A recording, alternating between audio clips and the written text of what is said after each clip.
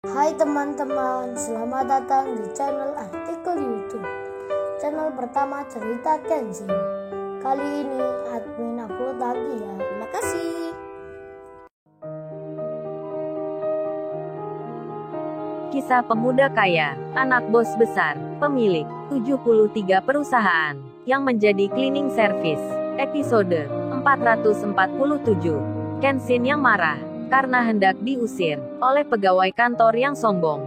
Dengan cara tak sopan, Kenshin pun mengeluarkan kata-kata yang agak lantang. Naluri pimpinannya keluar, yang jarang sekali diucapkan. Kenshin benar-benar tak suka akan pegawai di sini yang bersikap tak baik sekali. Bersamaan dengan itu, security pun datang. Aldo, Sandra dan Icha pun senang. Mereka mengira Kenshin akan diamankan, namun prasangkanya salah. Security-nya malah menyapa, tak mengusir orang asing itu. Salah satunya berkata, "Tuan muda, mari silahkan duduk." Seketika itu juga, pegawai yang di situ terkaget jadinya, tak mengerti maksudnya. Pandangan mereka ke depan penuh rasa tanya, ada apa ini? Kok pemuda itu dihormati? Bingung-bingung semua, tak tahu sebabnya. Lalu terdengar security bicara, "Oh ya Mbak dan Mas sekalian, perkenalkan ini Tuan muda. Beliau adalah yang punya perusahaan ini."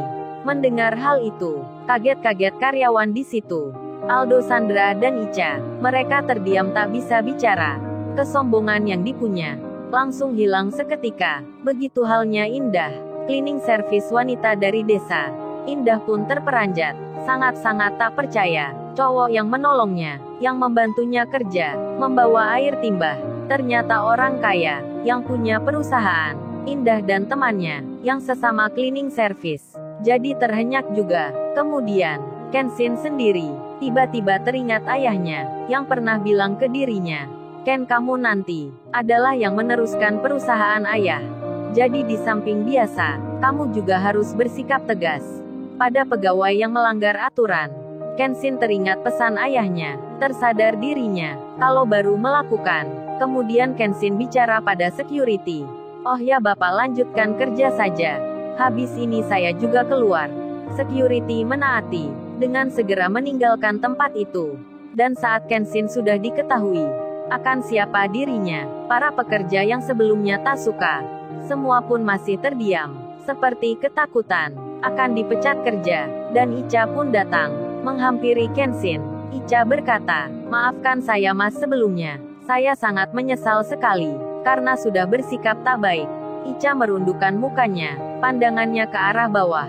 Melihat hal itu, teman-temannya pun ikut semua, termasuk Aldo yang sok jagoan, yang memegang tangannya Kenshin, memintanya untuk keluar. Aldo pun pucat wajahnya, karena hampir saja mengusir pemilik perusahaan. Kenshin yang mendengar itu, lantas saja bicara, "Apa minta maafnya kalian ini? Karena baru tahu kalau saya ini dibilang security adalah yang punya perusahaan. Seandainya saya hanya pekerja biasa, apa kalian akan menyesal meminta maaf seperti ini?" Icha, Sandra pun terdiam. Begitu halnya pegawai di situ. Mereka tak bisa menjawabnya, karena tahu hal itu benar. Dan Kenshin lalu bilang, "Ya sudah kalau begitu, saya ini sudah sering menjumpai pegawai kantor seperti kalian, yang sombong dan arogan, yang tak bisa menghargai bawahan. Di sini pun dulu ada Angelika dan teman-temannya, kok sekarang malah berulang lagi? Saya kira sudah berubah, malah kalian mengulangi yang disebut Kenshin barusan." Si Nona Angelika adalah atasan mereka. Jadinya semua pun kaget, dan Kenshin yang berdiri tiba-tiba bicara, entah kelepasan atau tak sengaja, atau juga karena rasa senangnya ingin cepat-cepat mendapatkan hal yang diinginkan. Kenshin tanpa sadar bilang ke Icha, yang saat itu masih di depannya, "Oh ya Mbaknya, apa tahu orang yang jual mangga? Kalau ada informasi yang jual, tunjukkan tempatnya. Saya mau membelinya." Mendengar pertanyaan itu, Kenshin yang bilang begitu, terkejut semuanya. Masing-masing orang dibuat heran, karena tak menyambung masalahnya. Namun karena yang bertanya adalah Kenshin, Icha yang bingung, benaknya yang lagi resah, tentu saja menjawabnya, "Oh itu ya Mas, buah mangga." "Buah mangga? Saya ingat dulu, mungkin ada di pasar. Biar nanti saya carikan." "Waduh, kok cepat amat ya berubahnya Icha ini?" langsung saja mau, tanpa diperintah. Bahkan Kenshin tak bilang, Ica bersedia membelikan. Namun segera temannya bicara, memberitahukan pada Ica. Sandra itu berkata, oh ini Ica, sekarang nggak musim mangga, jadi nggak ada yang jual. Di pasar pun pasti tak ada. Mendengar hal itu, Kenshin pun tersadar akan pertanyaannya pada pegawai yang tak dikenalnya. Di sela itu, tiba-tiba Iwan datang dengan mengenakan seragam kerja, berbaju cleaning service. Iwan langsung masuk dan menyapa. Halo bro, gimana kabar lu bro? Lu ternyata di sini. Baru saja gua diberitahu security. Oh ya, ayo kita keluar. Cepat-cepat cari mangga. Kemana aja, yang penting berusaha. Pasti nanti ada jalan. Kenshin pun langsung bilang, oh ya Wan, baik Wan. Kalau gitu ayo kita berangkat. Kenshin bersiap keluar. Semua pegawai di situ memperhatikan. Yang dipanggil tuan muda itu berteman dengan cleaning service yang kerja di sini. Indah pun melihatnya, jadi merasa terheran dirinya. Benar-benar tak bisa dipercaya. Orang kaya yang punya perusahaan ternyata sangat sederhana, baik pula orangnya. Kemudian terdengar Kenshin berkata, kalau gitu kalian semua lanjutkan kerja. Nanti ke depannya, jangan sampai diulangi lagi. Atau saya bilang ke Pak Andi, agar mencari pegawai baru, untuk menggantikan kalian. Mendengar hal itu, Ica, Sandra dan Aldo, serta teman-temannya, menjawab dan mengiyakan. Mereka amat ketakutan, kalau nanti dipecat kerja. Iwan pun jadi tahu, ternyata ada masalah di sini. Dan Iwan tak bertanya, masalah apakah itu, karena ada yang lebih penting. Kemudian Kenshin berpamitan, hendak keluar bersama Iwan. Namun Indah tiba-tiba bilang, oh ya mas maaf sebelumnya. Tadi katanya cari mangga ya. Kenshin langsung menyahutnya, oh iya mbak, saya lagi cari mangga. Indah pun bertanya, maaf lagi sebelumnya, emang masnya cari mangga untuk apa ya? Soalnya sekarang kan nggak ada yang jual. Karena belum waktunya, jadi kalau cari pun mungkin masnya sulit menemui. Kenshin menjawabnya, iya mbak saya tahu, tapi istri saya yang minta.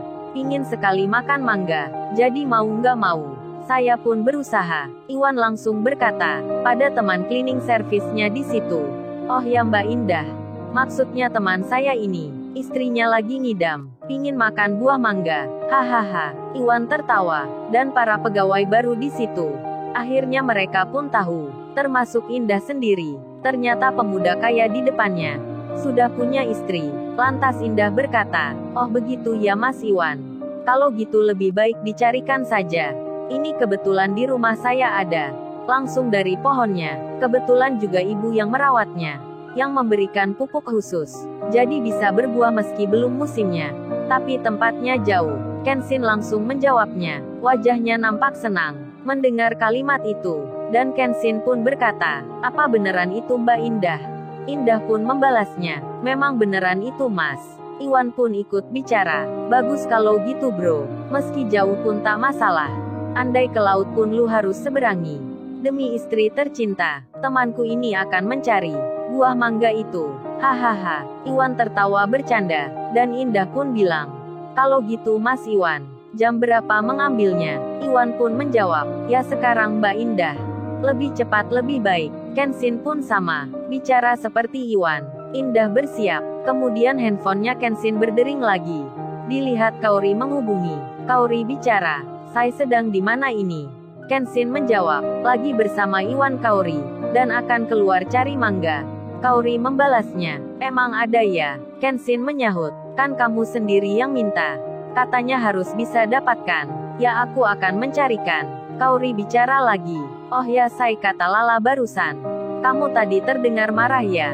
Kok tumben kamu marah? Emang ada apa? Kenshin menjawab. Oh itu Kaori, ada sedikit masalah. Jadi aku begitu. Kaori menyahut. Ya udah kalau begitu. Tapi untuk saat-saat ini, jangan marah ya kalau gak perlu. Aku pingin kamu bersikap seperti biasanya. Kenshin pun menjawabnya. Iya baik Kaori, aku menurut kamu. Dan pembicaraan itu selesai. Telepon pun ditutup. Kenshin kemudian bersiap bersama Iwan. Mereka pun keluar, mengikuti Indah.